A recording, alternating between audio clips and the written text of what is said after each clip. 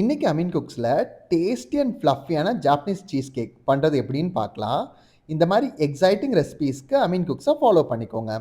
First ஒரு பவுலை வந்து ஹாட் வாட்டர் மேலே ப்ளேஸ் பண்ணி இதில் க்ரீம் சீஸ், மில்க், பட்டர் எல்லாத்தையும் வந்து ஒரு நல்ல ஸ்மூத்தான டெக்ஸ்சர் வர வரைக்கும் நல்லா மிக்ஸ் பண்ணிக்கோங்க. இப்போ இதில் எக் யோக்ஸை வந்து ஒன் பை ஒன்னாக ஆட் பண்ணி இதை நல்லா மிக்ஸ் பண்ணிவிட்டு இதோட மைதா அண்ட் கார்ன்ஃப்ளவர் மாவை வந்து சலிச்சு சேர்த்து மிக்ஸ் பண்ணி இதை தனியாக எடுத்து வச்சுக்கலாம். இப்போ எக் ஒயிட்ஸ் கூட சுகரும் க்ரீம் ஆஃப் டாட்டார் ஆட் பண்ணி ஸ்டிஃப் பீக்ஸ் வர வரைக்கும் பீட் பண்ணிக்கோங்க. க்ரீம் ஆஃப் டாட்டார் உங்கள்கிட்ட இல்லைன்னா அதை வந்து வினிகர் இல்லைன்னா லெமன் ஜூஸும் நீங்கள் ஆட் பண்ணிக்கலாம். இப்போ இந்த எக் ஒயிட்ஸில் வந்து நம்ம ரெடி பண்ணி வச்சிருந்த க்ரீம் சீஸ் மிக்சரை வந்து ஃபில்டர் பண்ணி சேர்த்துட்டு இதை நல்லா கட் அண்ட் ஃபோல்ட் மெத்தடில் மிக்ஸ் பண்ணிக்கோங்க. இதை ரொம்ப மிக்ஸ் பண்ணிட வேணாம், அப்புறம் பபிள்ஸ்லாம் வந்து போயிடும். இதை ஒரு பேக்கிங் ட்ரேயில் வந்து இப்போ நம்ம ஷிஃப்ட் பண்ணிவிட்டு இதை ஒரு வாட்டர் பாத் மேலே வச்சு ஃபஸ்ட்டு ஒரு 15 மினிட்ஸ் 200 டிகிரி செல்சியஸ்லையும் அடுத்து ஒரு 30 மினிட்ஸ் வந்து 140 டிகிரிஸ்லையும் வச்சு பேக் பண்ணணும். பேக் பண்ண உடனே வந்து ஓப்பன் பண்ணிடாதீங்க.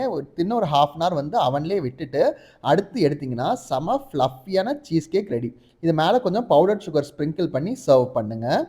இதோட ஃபுல் ரெசிபி டிஸ்கிரிப்ஷனில் கொடுத்துருக்கேன். இன்னும் ரெசிபியில் பார்க்கலாமா?